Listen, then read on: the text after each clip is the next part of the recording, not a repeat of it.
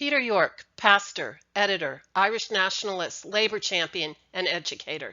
Welcome to the Dowling Library at the United Irish Cultural Center of San Francisco. My name is Valerie McGrew, one of the volunteer librarians and a local historian. A treasure trove of Irish books and ephemera, the library's walls are lined with a gallery of Irish notables. Next to a portrait of Eamon de Valera and across from Michael Collins is a very large picture of a cleric, Galway-born Father Peter York. Today I will be sharing with you the story of his impact on San Francisco and discuss his international reach. Any one of his accomplishments would have gained him recognition, but taken together they are truly impressive. Father York dragged himself from his sickbed to say his last Mass on St. Patrick's Day, 1925. He died a few weeks later on Palm Sunday, April 5th. In 1927, at his first memorial commemoration, his friend Eamon de Valera and San Francisco Mayor Rolfe eulogized him. Each year, the United Irish Societies of San Francisco remember Father York on Palm Sunday with a Mass at Holy Cross Cemetery, followed by a march to his grave with bagpipes playing. Passing by the graves of San Francisco greats, it is a procession through Irish San Francisco history, very fitting considering his enormous contributions to his beloved city by the bay. The Leader, a local Irish Catholic newspaper, covered the beat from San Francisco's Irish neighborhoods to Dublin.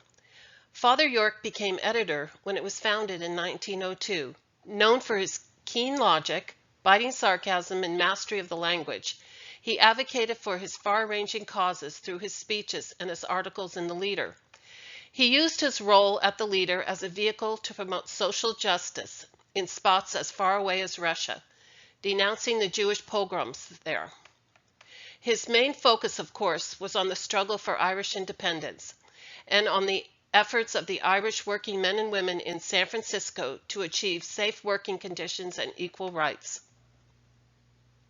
Eventually, his passionate advocacy got him in trouble with the Archbishop. Although they respected each other, they had a tempestuous relationship and were frequently at odds. Ironically, it came to a head not over war and peace, but over who would organize the annual St. Patrick's Day parade in San Francisco. The Ancient Order of Hibernians decided to run a counter parade to the one usually organized by the United Irish Societies. Barry, the editor of the Monitor, another Catholic paper, supported the Hibernians, and Peter York, the United Irish Societies. The Hibernians went ahead with their parade, but it fizzled. However, the dispute was so bitter, he was forced to resign as editor by the Archbishop. Father York was transferred to St. Anthony's Church in Oakland, but continued to write columns for The Leader. Father York fought injustice wherever he found it, but never more so than in his support of the Irish struggle for independence. Like many Irish Republicans, he understood the need to promote the unique Irish identity as justification for their struggle for independence from British rule. On September 6, 1899, during a trip to Ireland, he made a speech under the auspices of the Gaelic League, which stood for One Nation, One Language. He is credited by his biographer with contributing to the growth of the League in Dublin and promoting the revival of the Irish language. Ireland Declares War was the headline of the first edition of The Leader published after the 1916 Easter Rising. A proponent of the violent ouster of the British, at one point his newspaper was banned by the British in Ireland. An outstanding communicator, Father York kept the Irish community informed about what was really happening in Ireland through his speeches and his articles. He urged them to support the cause with money and guns. He kept in regular touch with other well-known Irish Republicans like John Devoy. Father York organized huge rallies at places like Dreamland for touring Irish nationalists raising money for the cause. During Eamon de Valera's fundraising tour of 1919, they became close friends and remained friends and allies during the treaty conflicts. During the Great San Francisco Teamsters Strike of 1901, Father York championed the workers in print and in speeches. He felt that they were acting in accordance with Pope Leo XIII's encyclical, which addressed the rights of laborers to unionize. He cautioned both sides against violence and even dissuaded the governor from calling out the National Guard. The governor eventually worked out a settlement. In the lead up to the infamous streetcar workers' strike of 1907, he attempted to arbitrate a peaceful settlement during the negotiations. Sadly, he was unsuccessful, and the strike ended in a tragic loss of life when several of the strikers were killed by the bosses. Father York served as a pastor first at St. Anthony's Church in Oakland from 1903 through 1913, and later as a pastor at St. Peter's Church in the Mission District of San Francisco. There he was so popular, it is said that there was a picture of him in every house in the parish. He was a compassionate leader of his young assistant pastors, creating a family atmosphere at the rectory. While pastor at St. Anthony's, he famously used it as a base to assist victims of the 1906 earthquake and fire.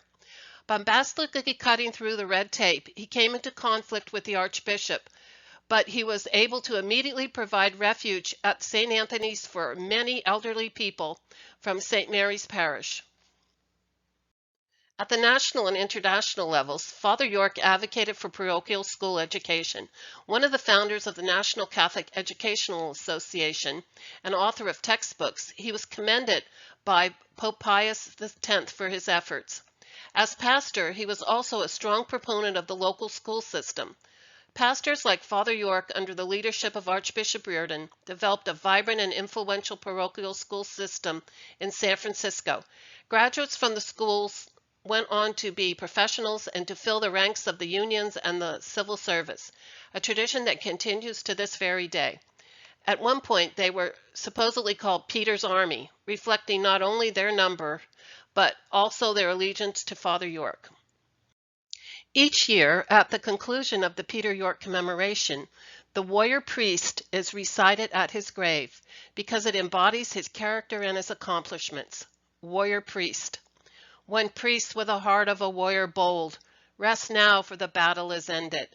No more will thy voice move our hope as of old, no more the just cause undefended.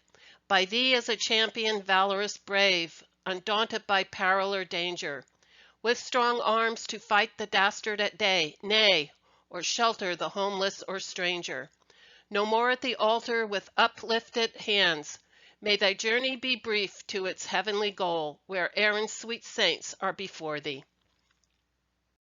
I would like to encourage you to learn more about Father York by reading his biography, Consecrated Thunderbolt by Joseph Brusher, S.J., which is available at the Dowling Library. If you wish to read his articles, original copies of the Leader newspaper are part of the Dowling Library collection. Digital copies are online at the library's website.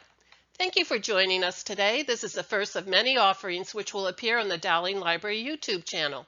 Today's presentation was sponsored by the Patrick J. Dowling Library and the United Irish Societies of San Francisco, April 2020.